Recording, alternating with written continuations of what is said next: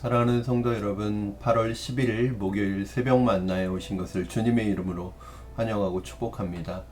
요 며칠 사이에 서울 중부지방에 집중호우가 내려서 많은 분들이 비 피해로 어려움을 겪고 계십니다. 우리 성도들 가운데 또 이 새벽 만나를 듣고 계시는 주의 사랑하는 백성들, 또 우리 가족들 안에 어려움은 없는지 모르겠습니다. 여러분의 가정이나 사업장에 특별한 피해가 없기를 바라고, 또 피해로 인해서 어려움 가운데 있는 분들이 계시다면 또 주님의 위로가 있기를 바라고, 또 힘내셔서 잘 복구되고 또 회복하시기를 기도하겠습니다. 오늘 우리에게 주시는 하나님의 말씀, 마태복음 24장 15절부터 31절까지 말씀 보겠습니다. 마태복음 24장 15절부터 31절까지 말씀을 제가 여러분에게 봉독해 드리겠습니다. 그러므로 너희가 선지자 다니엘이 말한 바 멸망에 가증한 것이 거룩한 곳에 선 것을 보거든 읽는 자는 깨달을진저 그때에 유대에 있는 자들은 산으로 도망할지어다. 지붕 위에 있는 자는 집 안에 있는 물건을 가지러 내려가지 말며 밭에 있는 자는 겉옷을 가지러 뒤로 돌이키지 말지어다. 그날에는 아이벤 자들과 젖먹이는 자들에게 화가 있으리로다. 너희가 도망하는 일이 겨울에나 안식일에 되지 않도록 기도하라. 이는 그때 큰 환란이 있겠음이라. 창세로부터 지금까지 이런 환란이 없었고 후에도 없으리라. 그날들을 감하지 아니하면 모든 육체가 구원을 얻지 못할 것이나 그러나 택하신 자들을 위하여 그날들을 감하시리라. 그때 사람이 너에게 말하되 보라 그리스도가 여기 있다 혹은 저기 있다 하여도 믿지 말라. 거짓 그리스도들과 거짓 선지자들이 일어나 큰 표적과 기사를 보여 할 수만 있으면 택하신 자들도 미혹하리라. 보라 내가 너에게 미리 말하였노라. 그러면 사람들이 너에게 말하되 보라 그리스도가 광야에 있다 하여도 나가지 말고 보라 골방에 있다 하여도 믿지 말라. 번개가 동편에서 나서 서편까지 번쩍인 같이 인자의 임함도 그러하리라. 죽음이 있는 곳에는 독수리들이 모일 것이니라. 그날 환란 후에 즉시 해가 어두워지며 날이 빛을 내지 아니하며 별들이 하늘에서 떨어지며 하늘의 권능들이 흔들리리라. 그때 인자의 징조가 하늘에서 보이겠고 그때 땅의 모든 족속들이 통곡하며 그들이 인자가 구름을 타고 능력과 큰 영광으로 오는 것을 보리라. 그가 큰 나팔 소리와 함께 천사들을 보내리니 그들이 그의 택하신 자들을 하늘 이 끝에서 저 끝까지 사방에서 모으리라. 아멘. 여러분, 제가 지금까지 이사를 총 14번을 다녔는데요. 사실은 이렇게 이사를 자주 다니면서 이 14번의 이사 중에서 한 절반 정도는 반지하에 살았고 지하로 된 집에 살았습니다. 굉장히 그러면서 또 그 방이 단칸방이었던 그런 집들을 살았던 것 같습니다. 요번에 그 수해를 입은 또 목숨을 잃은 그런 우리 이웃들을 보면 또 이런 반지하에 살고 있었던 분들이 참 많고, 이런 어려운 때에 또 자연의 재해 앞에 꼭 어려운 환경에 있는 분들이 목숨을 잃는 것이 늘 안타까운 것 같습니다. 특별히 이런 일들이 참 일어나지 말아야 할 터인데 이제 이런 일들이 잘 준비되어서 어려움을 겪지 않았으면 좋겠고요. 특별히 저도 이런 많은 이사를 다니면서 이사를 다니는 게 참 불편한 일이 아닐 수 없습니다.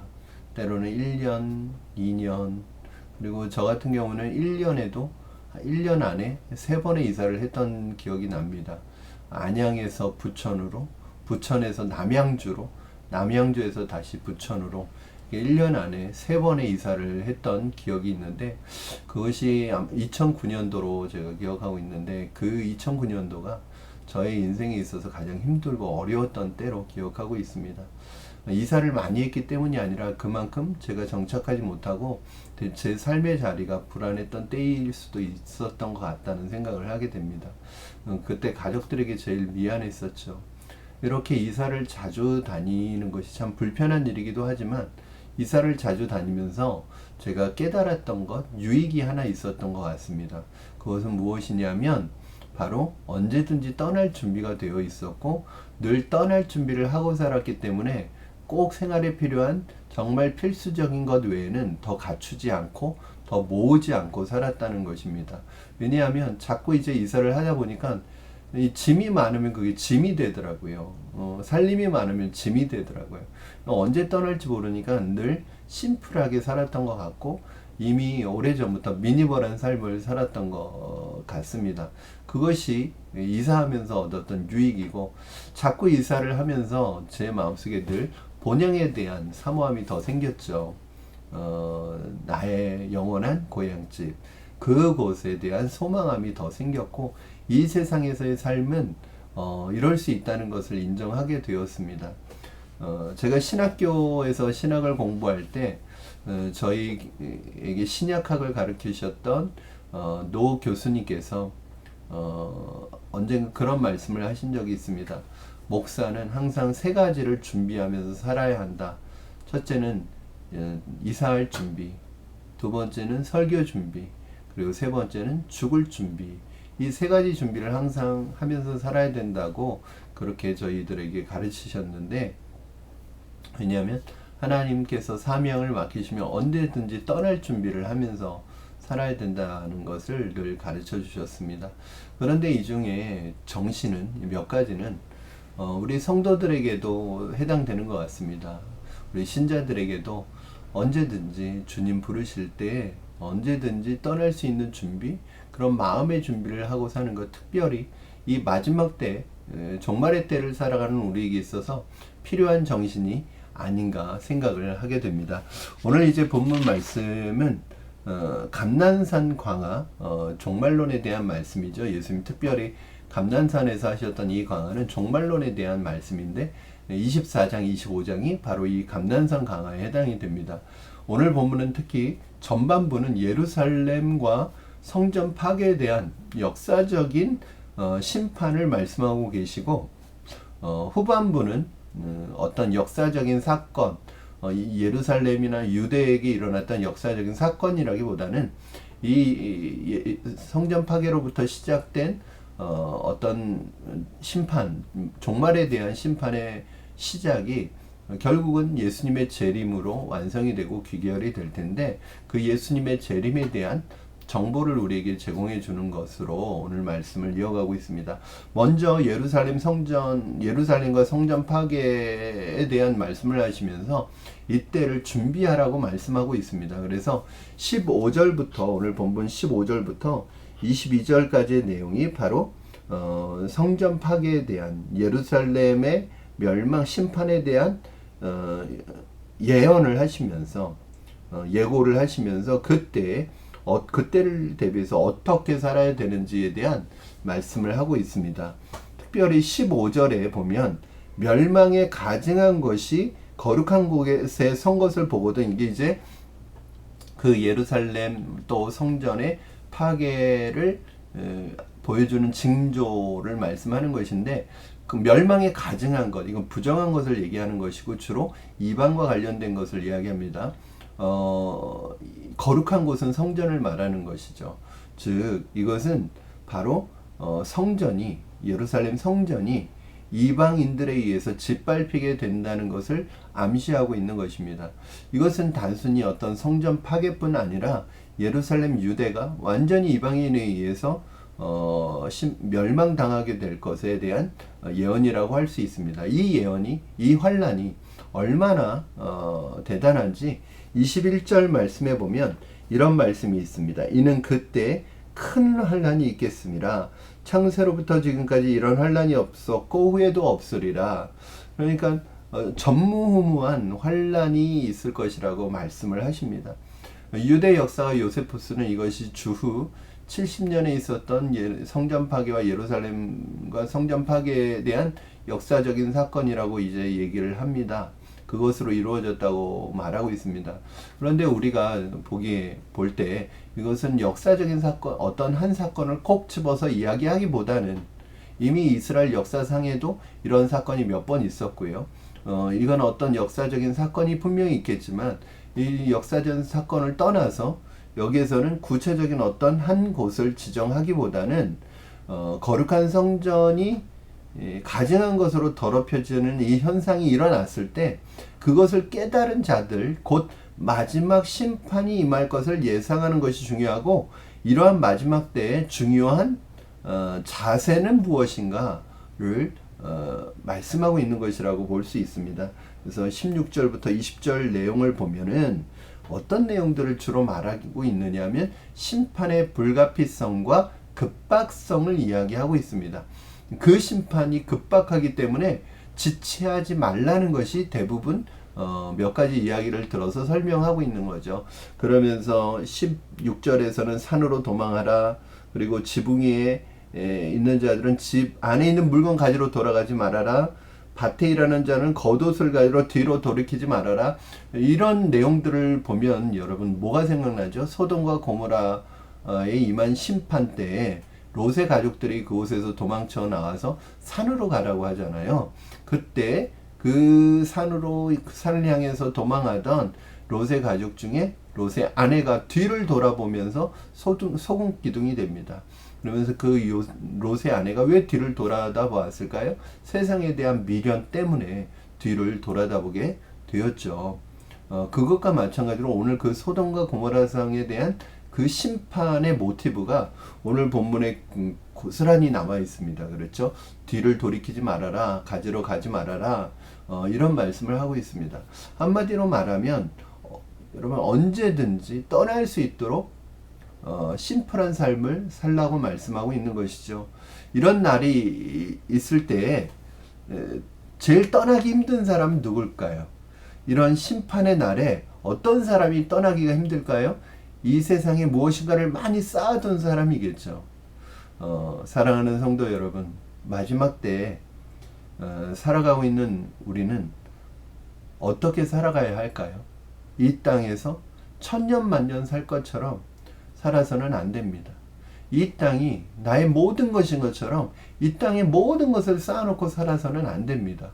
언제든지 주님 부르시면 주님 부르시는 그날에 떠날 수 있도록 늘 준비하면서 살아가야 하죠.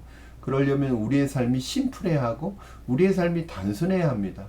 너무 이 땅에 많은 것을 모아두고 많은 것을 감추어두고 많은 것을 쌓아놓고 살아가서는 우리는 마지막 때에 또 마지막 주님 부르실 때 심플하게 주님 앞에 갈 수가 없는 것입니다. 사랑하는 성도 여러분, 이 땅에 살아갈 때 이 땅에 미련 두지 마시고 이 땅에 여러분의 소망을 두지 마시고 하늘에 소망을 두고 특별히 종말의 때 마지막 때를 살아가는 우리는 이 땅에서 주님 앞에 심플한 삶을 살아갈 수 있기를 바랍니다. 주님 부르시면 언제든지 떠날 수 있도록 언제든지 그 주님의 부르심에 응답할 수 있도록 세상에 너무 많은 미련 두지 마시고 뒤돌아보지 마시고 미련 두지 마시고 떠날 수 있는 준비를 하며 살아가는 여러분 되시기를 주님의 이름으로 축원합니다. 오늘 예수님의 재림에 대한 정보를 제공하고 있는 본문은 특별히 성전 파괴로부터 시작된 어떤 그 마지막 때의 심판의 시작이라고 할 수 있습니다. 그러니까 이 성전 파괴가 예수님의 재림과 성전 파괴가 동시에 일어난다는 것이 아니고요. 이 성전 파괴로 시작된 종말의 시작이 예수님의 재림으로 인해서 완성이 언젠가는 되겠죠. 그런데 특별히 오늘 본문에서 예수님의 재림 직전에 유독 많이 나타나는 현상이 있는데 거짓 그리스도들과 거짓 선지자들이 와서 믿는 사람들을 미혹한다는 거예요. 특별히 택하신 사람 한 사람이라도 더 미혹하려고 한다는 것입니다. 참 아이러니하죠, 여러분. 아이러니하기보다는 참 이상하죠. 왜냐하면 하나님께서는 한 영혼이라도 더 구원받게 하시기 위해서 심판의 때를 늦추고 있는데 이 마귀에 속한 거짓 사람들은 한 영혼이라도 한 택하신 사람이라도 믿는 한 사람이라도 더 자기 편이 되도록 지옥의 사람이 되도록 또 미혹하고 있다는 거예요. 그런데 이들이 그렇게 미혹할 때 우리가 깨어서 특별히 분별해야 되는데 어떻게 무엇을 분별해야 되느냐? 오늘 이 거짓 그리스도와 거짓 선지자들의 특징이 있다는 거예요. 24절 말씀 여러분 한번 보시겠습니다. 24절 이 마지막 때의 거짓 그리스도 예수 그리스도를 사칭한 사람들과 가짜 그리스도와 거짓 선지자들의 특징이 있는데 24절 거짓 그리스도들과 거짓 선지자들이 일어나 큰 표적과 기사를 보여 할 수만 있으면 택하신 자들도 미혹하리라. 그러니까 이 표적과 기사를 보여서 믿는 자까지도 미혹한다는 거예요. 예수님께서는 이 땅에 오셔서 초림 때에 이 땅에 오셔서 표적과 기사를 일으키실 때도 표적과 기사 그 자체에 특별한 의미를 두지 않으셨습니다. 그러나 이 거짓된 사탄에 속한 하수인들은 거짓으로 사람들을 미혹할 때 특별히 표적과 기사를 통해서 미혹한다는 거예요. 그런 것을 보면은 이 신사도 운동이라든지 극단적인 성령 운동이나 이단과 사이비들이 늘 사용하는 방법이 뭐냐면 기적과 이사입니다. 기적과 이사, 표적과 이사, 이 기적을 일으켜서 사람들의 마음을 미혹해야죠. 왜냐하면 사람들은 기적이나 이런 표적에 약해요. 그것이 초자연적인 현상이 일어나면 거기에 미혹당하기 쉬운 거예요. 특별히 우리 한국 백성들은 이 샤머니즘적인 영성이 있기 때문에 신비한 것, 신기한 것을 보면 거의 대부분 넘어집니다. 무너집니다. 그러므로 말씀의 중심과 말씀에 대한 바른 깨달음과 기준을 가지고 있지 않으면 마지막 때에 이 거짓 그리스도와 거짓 선지자들이 보여주는 과시하는 이런 표적과 기사 때문에 다 미혹당해서 하나님을 떠나고 지옥 백성이 된다는 것을 우리는 기억해야 합니다. 사랑하는 여러분, 오늘 주님께서 말씀하시죠. 여기 있다 저기 있다 하는 것에 미혹되지 말아라. 거짓 그 표적과 기사를 보여주면서 미혹할 때 미혹되지 말아라. 여러분 여기 신기한 게 있고 저기에서 사람 병을 고친다. 기적이 일어난다. 그런데 따라다니시지 마시기 바랍니다. 그런데 관심 갖지 마시기 바랍니다. 마지막 때를 준비하는 하나님의 백성은 그냥 나에게 주어진 말씀 안에서 주님 재림을 기다리며 오늘 나의 삶을 일상을 살아가는 거예요. 그게 제일 중요합니다. 자꾸 마지막 때라고 해서 특별하게 막 여기 쫓아다니고 저기 쫓아다니고 그럴 필요 없다는 거예요. 오늘 26절에 보니까 이 거짓 그리스도 또 거짓 선지자들의 특징이 또 하나 나옵니다. 뭐냐면 은밀하고 비공개적으로 활동한다는 거예요. 26절 그러면 사람들이 너에게 말하되 보라 그리스도가 광야에 있다 하여도 나가지 말고 보라 골방에 있다 하여도 믿지 말라. 이게 무슨 말이에요? 비밀스럽게 임할 것이라는 기대에 속아서는 안 된다는 것입니다. 많은 그런 이단과 사이비와 잘못된 신앙을 가진 교주들이 항상 하는 말이 있어요. 자기가 재림 예수라는 거예요. 자기가 재림 예수라고 말하고 그리스도라고 속이고 미혹하는데 그 자체가 거짓일 수밖에 없습니다. 왜 그렇죠? 여러분 그러면서 이 사람들이 하는 말이 있어요. 자기가 재림 예수인데 사람들이 자기를 못 알아보고 핍박하고 박해한다는 거예요. 이것 자체가 거짓말입니다. 왜 그렇죠? 재림 예수는 더 이상 핍박받는 예수, 초림 예수 때처럼 낮고 초라하게 오시는 예수, 보이지 않고 은밀하게 오시지 않고 모든 사람들이 알 수 있는 방법으로 공개적으로 오시고요. 그래서 오늘 27절 말씀에 번개가 동편에서 나서 서편까지 번쩍임 같이 인자의 임함도 이러하리라. 즉 번개가 반짝이는 것은 모든 사람이 보는 것이잖아요. 이렇게 모든 사람이 볼 수 있도록 급박하게 오신다는 거예요. 갑자기 이루어진다는 거예요. 그리고 오늘 말씀에서 보면은 예수님께서 뭐라고 그러세요? 30절, 31절 말씀을 보니까 그때 인자의 징조가 하늘에서 보이겠고 그때 땅의 모든 족속들이 통곡하며 그들이 인자가 구름을 타고 능력과 큰 영광으로 오는 것을 보리라. 그가 큰 나팔 소리와 함께 천사들을 보내리니 그들이 그의 택하신 자들을 하늘 이 끝에서 저 끝까지 사방에서 모으리라. 여러분 예수님의 재림 시에는요 예수님의 초림 때하고는 다시 다르게 예수님의 초림은 고난받는 메시아로 오시는 거잖아요.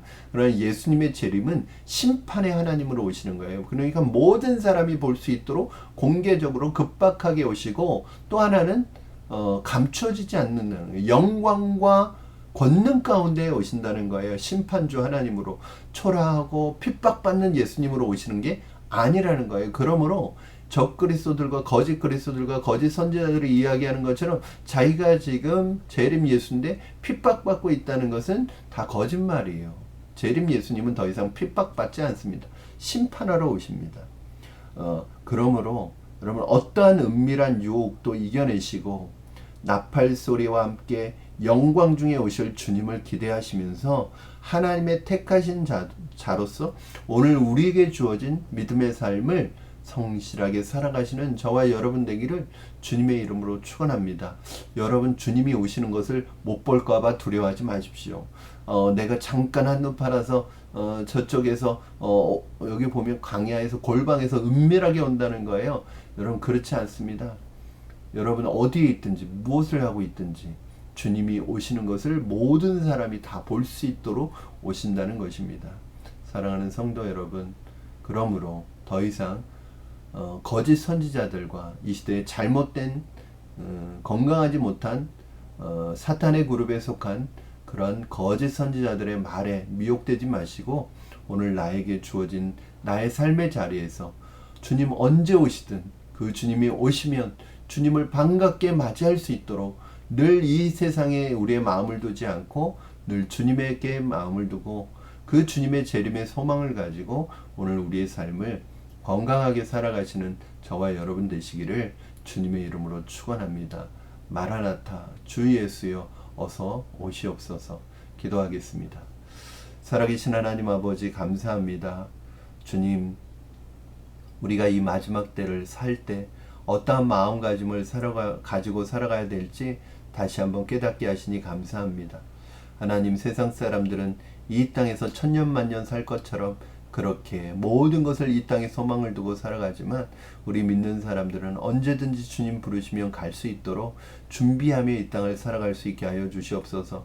주님 언제 오실지 모르지만 모든 사람이 볼 수 있도록 영광 가운데 권능 가운데 심판의 하나님으로 오실 때 주님 앞에 부끄러움 없이 주님 앞에 나가 주님을 맞이할 수 있도록 오늘 우리의 삶을 우리가 있는 자리에서 주님 바라보며 재림의 소망을 가지고 살아가는 우리가 되게 하여 주시옵소서. 주님 오심을 소망합니다. 주님 오시는 그날에 주님을 향하여 반갑게 환영하며 나아가는 우리가 되게 하여 주시옵소서. 감사하며 예수님의 이름으로 기도하옵나이다. 아멘.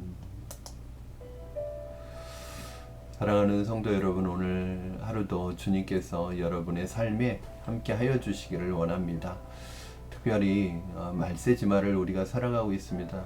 요즘에 우리 주변의 모습을 보면 이것이 마지막 때의 징조가 아닐까 싶은 일들이 너무 많이 일어나고 있죠. 그러나 두려워하지 마시고 주님 오시는 그날 이런 때가 되면 또 사입이 잘못된 종말론들이 판을 칠 수도 있는데 여러분 그런 것에 마음 쓰시지 마시고 주님 언제 오시든지 주님 오실 날을 준비하며 건강한 믿음 안에서 말씀을 붙들고 살아가시는 여러분 되시기를 주님의 이름으로 축원합니다. 오늘 하루도 건강한 하루, 행복한 하루, 성령 충만한 하루, 예수님과 동행하는 하루가 되시기를 주님의 이름으로 축복합니다. 우리 내일 금요일 새벽 만나 시간에 다시 뵙도록 하겠습니다. 사랑하고 축복합니다, 여러분.